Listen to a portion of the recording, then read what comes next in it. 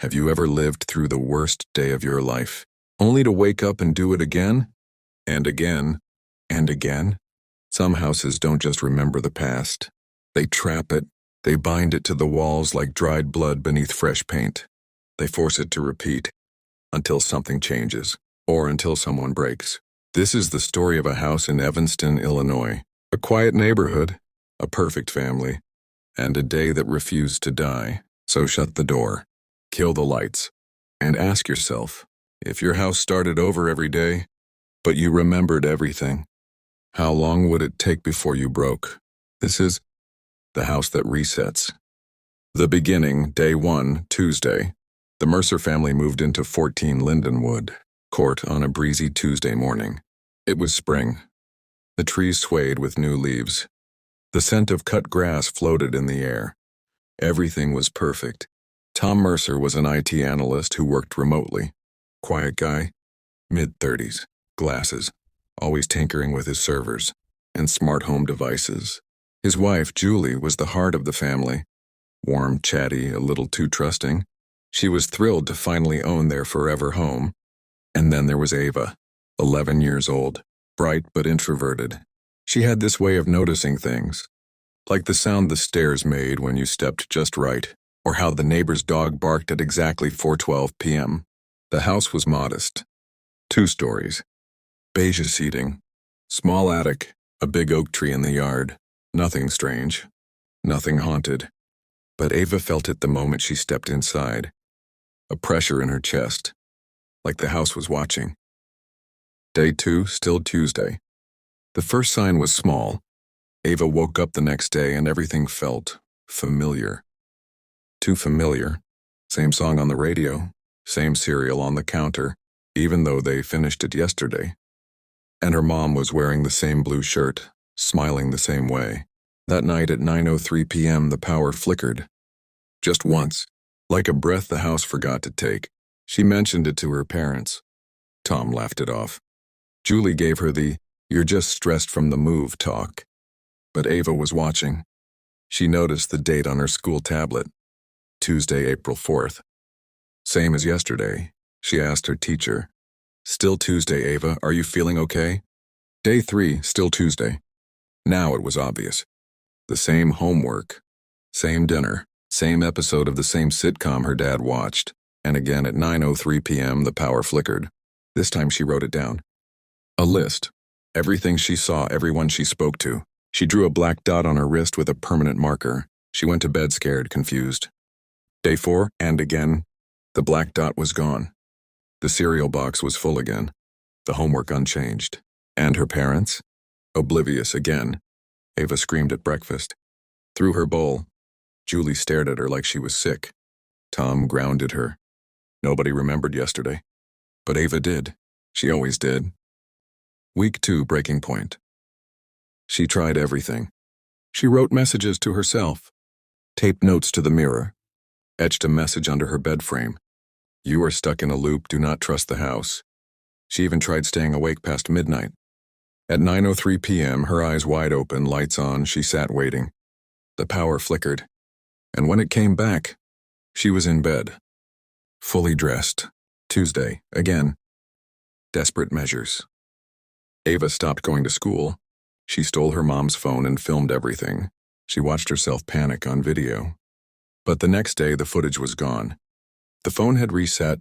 The house had erased the evidence. Tom grew more distant. Julie kept offering pancakes and fake smiles. Ava was losing her mind. The strangers in the walls. One night, while exploring the attic, Ava found an old crawl space. Inside was a box, photos, journals, letters. Different families, different children, all talking about the same thing. The day won't end. The lights flicker at 9:03. No one believes me. I think the house eats time. One photo had a girl who looked just like her. Same freckles, same eyes. The name on the back, Ava Mercer, 1978. But because she was born in 2013. Escape attempts. Ava tried everything. Running away. Lighting the curtains on fire. Even hurting herself. It always reset. The house wouldn't let her leave. And every 9:03 p.m. the flicker returned, like a reset button. She once locked herself in the bathroom and stayed up all night. She saw shadows in the mirror. Something watching. "You don't belong here," it whispered. The basement door. The basement door had always been locked. Tom said the key was missing. One Tuesday, Ava pried the hinges off. Downstairs was a narrow hallway, far deeper than it should have been. At the end, a metal door. Carved into it. Reset room. Inside, dozens of CRT TVs, monitors, wires. Each screen showing different rooms of the house. Different families. Different Tuesdays. And in the corner, a man. Old, thin, pale, wearing Tom's face but aged. He turned to her. "You're early," he said. The truth unveiled. He explained, "The house isn't haunted. It's looped, by design, built in the 50s as part of a secret government experiment. A time reset structure. Every family eventually forgets. Time folds, resets. The only ones who remember are the children, because their minds are still soft." He had been stuck for 63 years. "I'd tried to forget," he said, "but remembering is worse." The final reset. Ava asked, "Can it be broken?" He nodded, "But only if someone dies willingly at 9:03 p.m., while fully aware of the loop. A conscious sacrifice." She asked if he ever tried. He said yes. It didn't work. "Because I wanted to live." That night, Ava sat in the living room. 9:02 p.m. She held her mom's hand. Watched her father laugh at the TV. Everything. Just like always. She closed her eyes. 9:03 p.m. The flicker came. But this time, something changed. A scream. The sound of glass. And then silence. Waking up. Ava woke to sunlight, but the cereal box was empty. Her homework had changed. Her mom wore a green shirt. And the date on the fridge read, Wednesday, April 5th. She ran outside. Neighbors waved differently. The dog barked at 4:09. The loop was broken. She did it. The new family. 1 month later, the Mercers moved far away. Ava never spoke of the house again. But on a quiet Tuesday in August, another family moved into 14 Lindenwood Court. A boy, 8 years old, quiet, curious. That night at 9:03 p.m., the power flickered. Outro.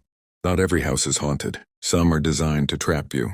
Not your body, but your time, your memories, your sense of what's real. So the next time you move into a new home, pay attention to the sounds, to the lights, to the date on the calendar.